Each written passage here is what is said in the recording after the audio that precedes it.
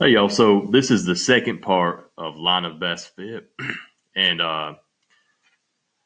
it has to do with what's called a correlation coefficient. A correlation coefficient, this is on page one, is a statistical measurement between how strong the relationship is between two variables. So correlation coefficient, the symbol is R, it's a lowercase r, and it's between -1 and +1. It could equal -1 and it could equal +1, or it could equal any number in between those two values. So it could be like zero point 0.2, zero point 0.5, -0.5, point 0.5, and so forth. It can never be greater than 1 or less than -1. And so here are some examples. It basically, the closer R is to 1, the stronger the positive relationship is, or the positive correlation.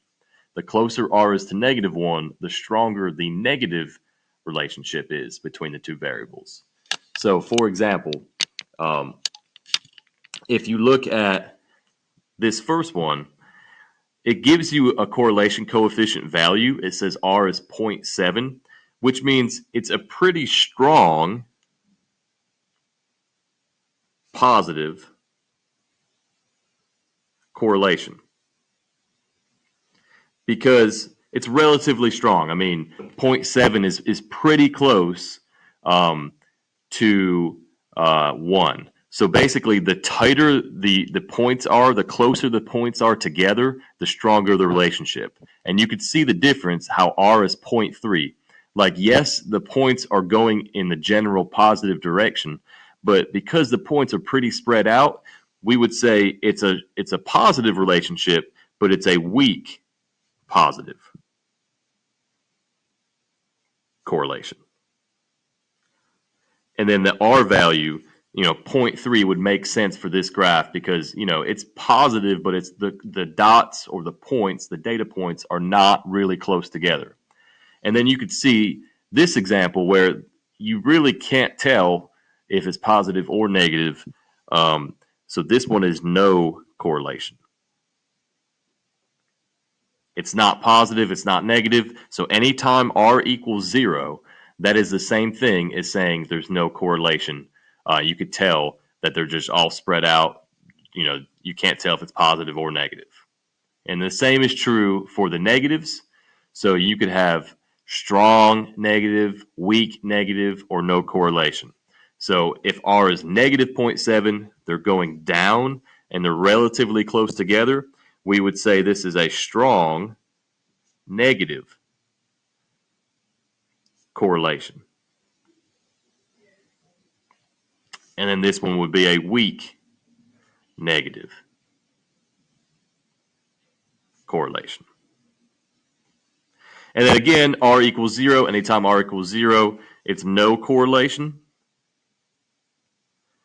And so that would be the correlation coefficient. Here's an example that you might see, and then I'm going to show you a website that will be posted for you. But if this is your example where you have, I don't know, your X and your Y, and you have a bunch of points that are plotted just like this, this would be a perfect positive correlation because those points are really tight. They're right on top of each other. It's a perfect positive correlation. So R would equal 1 exactly. Whereas if you had this,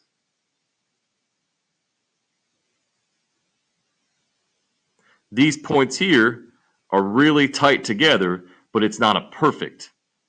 So if you were to draw your line of best fit, it would go through a lot of them, but it wouldn't go through every single one of them.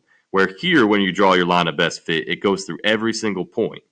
So this one, the R value would be something like, I don't know, zero point 0.9 or something, where it's really close to 1, but it's not perfect. This is just a strong positive. It's not a perfect positive. Perfect positive is only when the line of best fit will go through every single one of your data points. And so the website that I have for you. You don't have to do this. However, if you really want to understand what the correlation coefficient is, I suggest that you try to get at least 4 correct. So this is the website that I have. It looks like this, and so here are some examples. There's always 4 examples, and this one right here, again, I wouldn't say it's 1. 1 would be absolutely perfect. The line of best fit would go through every single one of these points.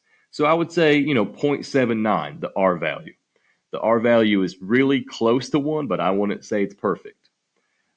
This one, overall, it looks like as you read it from left to right, it looks like it's negative. So all of the positive ones are not the correct answer. So it has to be negative 0.3. This one right here, it's going in the positive direction. So I know the negative 0.3 is not correct.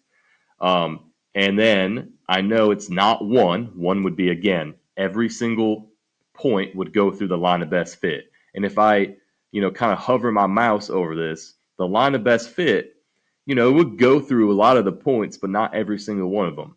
And so I would say it's kind of medium. It's moderate. It's not strong or negative. So it's about right in the middle, 0.47. That one kind of makes sense.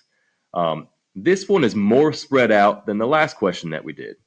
Um, so now I want to change my answers. This one probably is 1, and this one is probably actually 0.79, and this one's probably 0.47, just because these are my only options. I would say this one's more spread out. I wouldn't say it's 0.79. So if this one is more spread out, it's definitely probably 0.47. This one's a little bit tighter together, so 0.79. And I guess this one is 1, although I don't really agree with that. And so I'm all correct. So then if I do get new plots, here's new plots. And so I would, so that last question we did, I would agree with maybe 0.99. Like this one is probably negative 0.99 because it's going down in the negative direction. So the correlation coefficient is probably really, really close to negative 1 because it's a negative correlation. This one, let's see, I think the only positive graph would be here, right? As you read from left to right, this one is increasing. So that has to be the positive answer. So then these two, sometimes they get really tricky, to be honest with you. They're both negative. These dots over here are a little bit tighter together. So it's going to be closer to negative 1 than this one would be. So this one is closer to negative 1, but it's definitely not the 0.99. So I would say this one is probably 0.84. And then therefore, this one probably has to be negative 0.53. So when you do this, you want to look at all 4 together because they always give you the same answer choices for each graph. And that is correlation coefficient. If the dots or data points are really tight together, your correlation coefficient is going to be stronger. If they're tight together and it's positive, it's going to be closer to positive 1. If they're tight together and it's negative, like this one, it's going to be closer to negative 1.